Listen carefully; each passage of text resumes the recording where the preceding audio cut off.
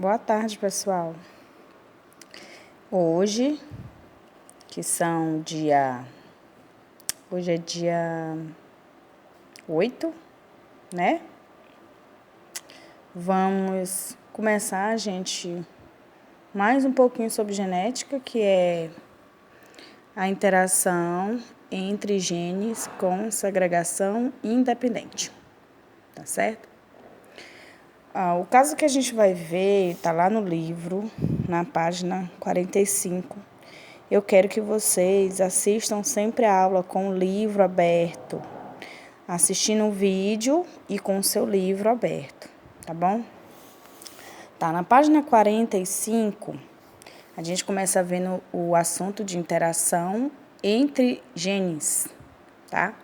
Então, eu anotei aqui, interação entre genes, quando a segregação ela é independente, certo? O caso que a gente vai falar aqui hoje é interação entre pares de genes quando acontece a segregação independente, que a gente já falou sobre isso, né? Quando os cromossomos eles se separam independente um do outro. E o que é essa interação gênica? A palavra interação vem de interagir. É quando eu tenho várias coisas interagindo, né? Então, a interação gênica, ela acontece assim, é quando eu tenho uma característica sendo determinada por dois pares de genes. Deixa eu riscar aqui esse azinho, né? Quando eu tenho uma característica sendo determinada por dois pares de genes. Presta atenção, gente. Até agora, a gente sempre viu casos assim. Uma característica determinada somente por um par de genes, não é? Sempre foi assim. Só que agora o negócio mudou. Agora é uma característica é determinada por dois pares de genes. Ou seja, eu tenho dois pares de genes, ou até mais, tem casos, né, que eu tenho vários pares de genes para determinar só uma característica. O exemplo é a cor da nossa pele, que é determinado por alguns pares, né, entre outras características, tá? Então, isso que é interação gênica, quando eu tenho uma característica sendo determinada por dois pares ou mais de genes. Então, observa aqui nessa imagem, eu tenho dois pares de cromossomo, cada alelo está em um cromossomo, tá? Então, o Azão, o Azinho em outro cromossomo, o Bzão em outro e o Bzinho em outro cromossomo, tá? No momento da formação dos gametas, eles se separam, tá ok? Bom, entendendo o que é interação gênica, nós vamos ver os exemplos que tem no livro de vocês. O primeiro exemplo é o caso dos periquitos.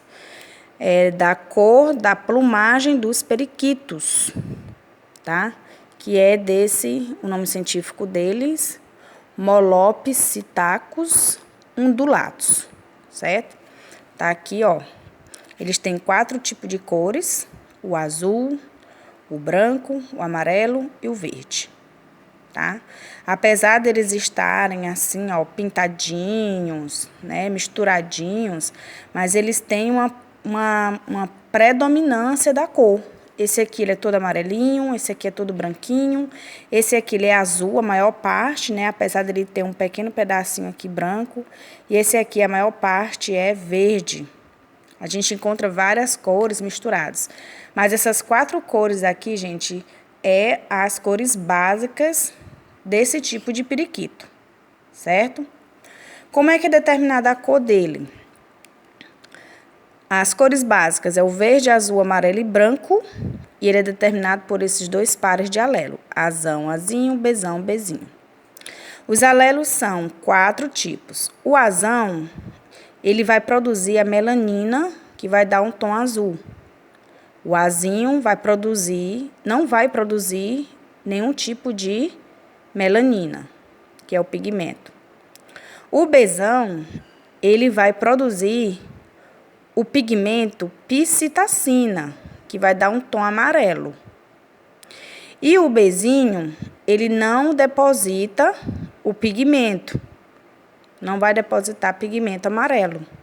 Então, nós temos esses 4 tipos de alelos que determinam a cor das penas do periquito, certo? Vamos para o próximo vídeo.